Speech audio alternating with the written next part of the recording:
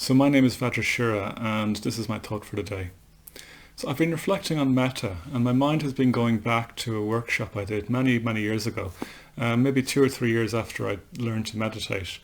And on that workshop in the meditation center as it was then, an order member was talking about metta and she talked about the sphere of concern and the sphere of influence of metta. So the sphere of concern is that circle of people around us who we naturally feel concern for, we naturally feel, metta for, And hopefully it's pretty clear by now doing the metta bhavana that the aim of the metta bhavana is to expand out the sphere of concern, to include more and more people, to include people you don't like, but also to include people that you're indifferent to, and ultimately all people, all beings everywhere is included in your sphere of concern.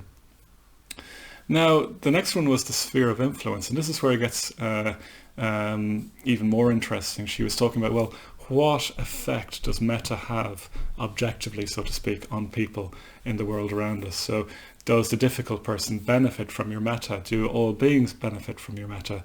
What is the sphere of influence? How far does the influence of metta go? Now, obviously, when we do metta, that'll immediately affect the quality of our relationships with the people around us. But let's say we don't meet people or all beings everywhere, which we do at the end of the practice. What effect does it have on them? And one of the teachings that's useful, I think, for people, particularly when they start learning the metta bhavana, is to practice as if it has an effect on people. So as if the sphere of influence and the sphere of concern overlap, are the same. And if we think that our metta, as we do it, affects people in the world as they go about their day, we'll take the practice much more seriously. It'll be much more weighty and significant practice for us. But even that doesn't feel quite enough in terms of metta. If you feel that, I don't really believe that it has an effect, but I'm going to believe it has an effect so that it has more of an effect on me, well, that feels a bit reductionistic as well. I'm reminded of the line from Hamlet where he says to Horatio, "There are more things on heaven and earth than are dreamt of in your philosophy."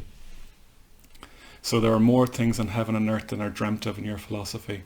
So to have such a definite view as that it doesn't have an effect, really, it is really, you're really quite saying something there that for sure I absolutely know that this metta is not having an effect on the wider world. Yeah. Another line that comes to me is a line from a Louis MacNeice poem, which is called Snow, where he says, "World is crazier and more of it than we think, incorrigibly plural." World is crazier and more of it than we think, incorrigibly plural. So the world is incorrigibly plural. Incorrigible means, irredeemably. Someone is an incorrigible person. They can't be redeemed or saved from that.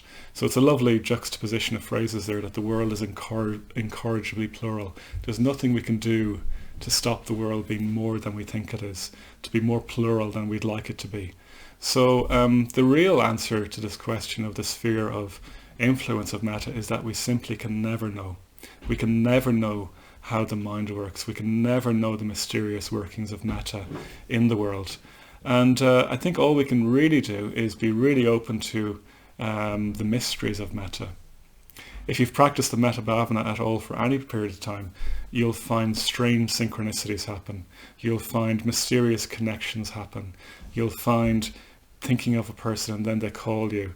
You'll find just so many stories of people having experiences of doing metta, having strange connections form and something mysterious going on.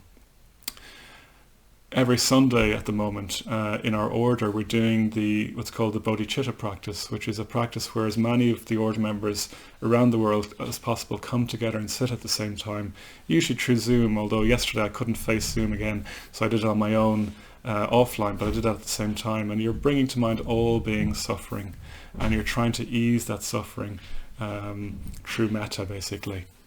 And just the thing that struck me really strongly is that in a way it doesn't really matter if the metta has an effect or not.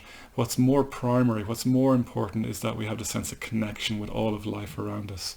And it felt like when we all had this connection, this mysterious, magical connection, which wasn't just in my head, or which didn't feel like it was just in my head at least, in a way the question of suffering is no longer as important. It feels like when we have this deep and mysterious connection, something else comes into being.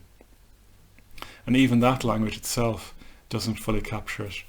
So maybe we need another sphere. There's the sphere of concern, the sphere of influence, but also maybe there's the sphere of mystery and unknowability, shunyata, I guess Buddhism would say.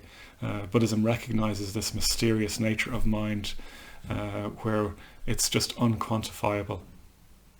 We use words to go beyond words, into the wordless, one Buddhist poet said. Okay, so dwell in the mystery that is metta. Be open to the fact that those connections are much more mysterious and rich than we can ever put words upon it. The world is incorrigibly plural.